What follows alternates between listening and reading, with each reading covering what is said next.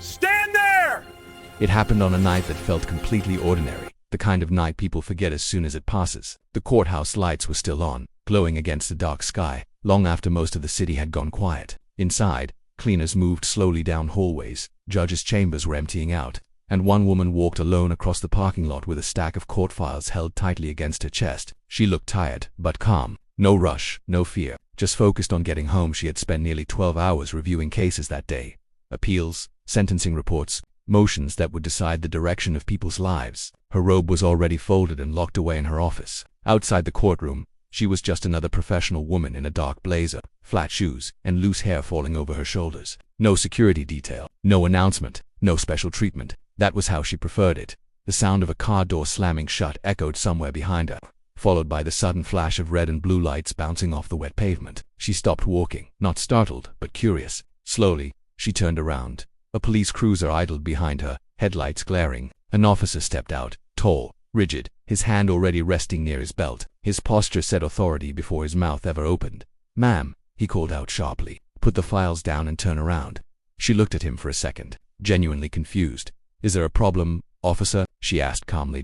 The officer didn't answer the question. He took a step closer instead, eyes narrowed, scanning her face like he was searching for something that wasn't there. "Put your hands behind your back," he said. That was the moment the air changed, not because of what he said, but because of how he said it. No explanation, no caution, no request, just a command. She adjusted her grip on the files. "Officer, I'm leaving work. These are court documents." He didn't look at the papers, didn't glance at the bold lettering on the top file that read State Superior Court. He didn't ask where she worked, or why she was there so late. Instead, his voice grew louder, sharper, more irritated. "I said put your hands behind your back now." A security guard standing near the courthouse entrance slowed his walk. A clerk heading to her car stopped completely. They felt it too, that uneasy feeling when something is about to go wrong for no good reason. The woman exhaled slowly and did what she was told. As she shifted the files to one arm, the officer grabbed her wrist and twisted it behind her back with unnecessary force. The files slipped from her grip and hit the ground, papers sliding across the pavement. "That's not necessary," she said through clenched teeth. "Don't resist," he snapped, even though she hadn't. The handcuffs came out fast. Too fast. The metal snapped shut around her wrists, tight enough that she felt immediate pressure. Pain shot up her arms, but she didn't cry out. Her face stayed composed, though her eyes hardened. She wasn't afraid. She was disappointed, because she knew exactly where this was going. As he guided her toward the cruiser, she spoke again, voice steady. "Officer, please read the name on the documents you just dropped." He scoffed. "You think those papers make you special?" A laugh escaped him, short and dismissive. "Everyone's got a story." The security guard finally stepped forward. "Officer, she works here." "Step back," the officer barked, pointing a finger at him. "This doesn't concern you." The guard hesitated, then stepped back, fear and frustration written across his face. He knew who she was. He just didn't know how to stop what was happening.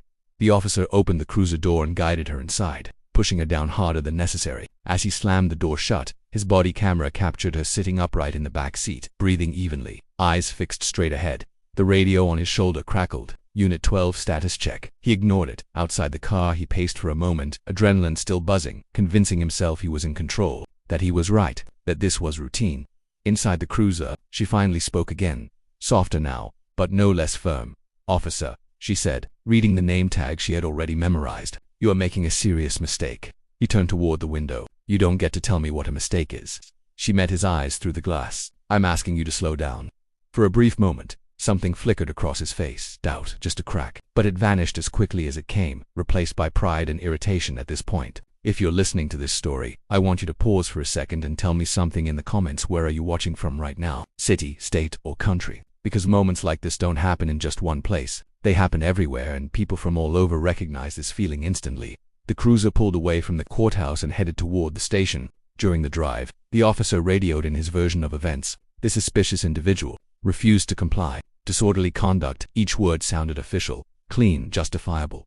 Each word was a lie at the station. The mood shifted the moment they walked in. A few officers looked up from their desks, then froze. One of them leaned back slightly, eyes widening. Another stopped typing mid-sentence. They recognized her. Whispers rippled through the room like a sudden breeze.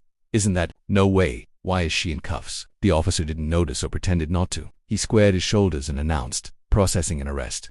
The desk sergeant looked from him to the woman, then down at the files being placed on the counter. "Charge?" the sergeant asked. The officer hesitated, just long enough to matter.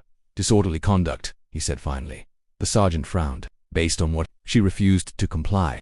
The woman lifted her head slightly. That's not true. The room went quiet. The sergeant picked up the top file and read the name printed clearly on the front. His face changed instantly. He flipped to the last page, then another. His hands began to shake. He looked up slowly. "Officer," he said carefully, "remove the cuffs."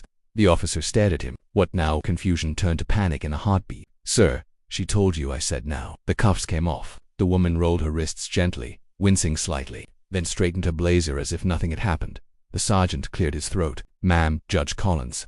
The officer's face went pale. Judge Amara Collins, Senior Superior Court Judge, appointed 8 years earlier, known for her calm demeanor and uncompromising commitment to fairness. The officer stumbled over his words. That wasn't clear. She looked at him evenly. I tried to make it clear. The sergeant immediately began apologizing, words tumbling over each other. "This should never have happened. We'll file." She raised a hand. "Not tonight." The officer let out a breath he didn't realize he'd been holding, but her voice didn't soften when she continued. "Tomorrow morning," she said, "I will be filing a formal complaint, along with every second of body cam footage, every witness statement, every procedural failure."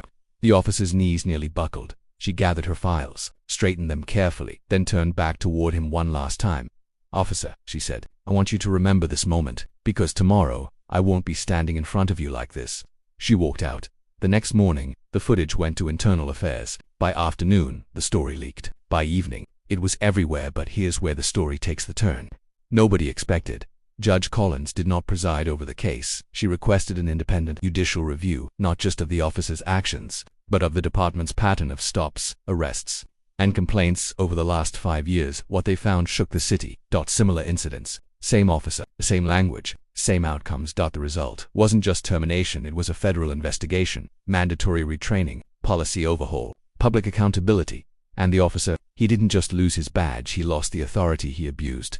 Judge Collins returned to work the next week. Same schedule, same quiet walk to her car, still carrying files under her arm. Because justice doesn't always look loud. Sometimes it looks like patience, sometimes it looks like restraint, and sometimes it looks like the person you never bothered to recognize. If this story moved you, disturbed you, or made you think, don't keep it to yourself. Hit the like button so more people hear it. Subscribe for more real-life justice stories. And if you haven't yet, drop a comment telling us where you're watching from, because voices from everywhere are what keep stories like this alive. And remember, sometimes the most powerful person in the room is the one you underestimated.